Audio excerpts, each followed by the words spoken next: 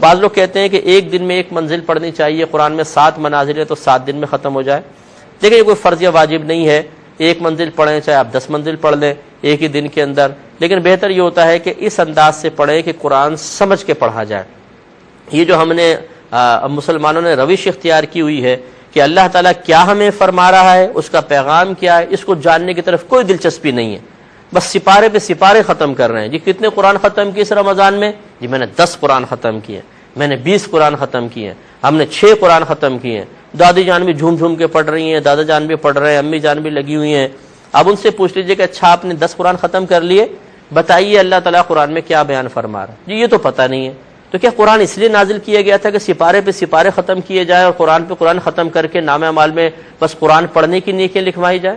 حالانکہ قرآن تو ہدایت کے لیے نازل کیا گیا، اور ہدایت اس وقت تک ممکن ہی نہیں ہے جب تک کہ انسان جس چیز سے ہدایت حاصل کر رہا ہے اس کو سمجھے نہیں۔ تو یہ ہماری بہت بڑی غلطی ہے۔ میں بلا مبالغہ عرض کر رہا ہوں کہ آپ صرف 2 آیات پڑھیں لیکن ترجمہ اور تفسیر کے ساتھ، اور ایک شخص ایک پورا قرآن ختم کر لے، آپ کا یہ 2 آیات پڑھنا اس کے پورا قرآن ختم کرنے سے افضل ہوگا، اس لیے کہ آپ مقصود الہی کو پورا کر رہے ہیں، اور یہ قرآن پورا ختم کرنا یہ مقصود الہی نہیں تھا۔ اللہ تعالیٰ نے قرآن اس لیے نازل نہیں کیا کہ تم 1 اور 10 اور 20 قرآن ختم کرو، بلکہ اس لیے نازل کیا، شروع میں فرمایا کہ ذالک الکتاب لا ریب فیہ ھدی للمتقین، یہ وہ قرآن ہے، یہ وہ کتاب ہے جس میں شک کی کوئی گنجائش نہیں، متقین کے لیے باعث ہدایت ہے۔ اور ہدایت ہم حاصل کر نہیں رہے، پڑھتے رہتے ہیں، قرآن کا پتہ نہیں ہوتا کہ ہم کیا پڑھ رہے ہیں اور کیا نہیں پڑھ رہے ہیں۔ اسی لیے ہم اکثر عرض کرتے ہیں کہ آپ کوئی اچھی تفسیر کا انتخاب کریں اور روزانہ 2 آیات 3 آیات ترجمہ اور تفسیر کے ساتھ پڑھیں۔ بہتر یہ ہے کہ اپنے گھر والوں کو اگر جمع کر کے آپ پڑھوا سکتے ہیں تو گھر والوں کو سب کو جمع کر کے آپ پڑھیے، مطلب جیسے قرآن پاک پڑھا، پھر ترجمہ کیا، پھر آیات تفسیر بیان کر لی، لیکن اپنے پاس سے کچھ نہ کہیں، جو لکھا ہے بس وہ بیان کریں۔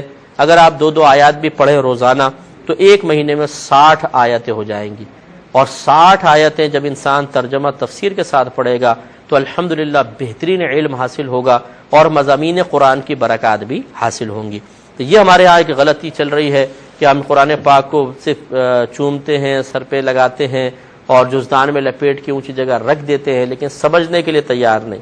ہزارہا بلکہ میں کہتا ہوں لاکھوں مسلمان دنیا سے ایسے چلے گئے ہیں کہ جنہوں نے پوری زندگی میں ایک بار بھی یہ زحمت گوارا نہیں کی ہے کہ ہم اپنے رب کے اس پیغام کو تو سن لیں کہ اللہ تعالیٰ ہم سے کیا فرمانا چاہتا ہے۔ اور کتنے ابھی ہمیں سن رہے ہوں گے جنہوں نے پورا قرآن کبھی ترجمے کے ساتھ نہیں پڑھا ہے، تو ہمیں سمجھنا چاہیے۔ غالباً ای میل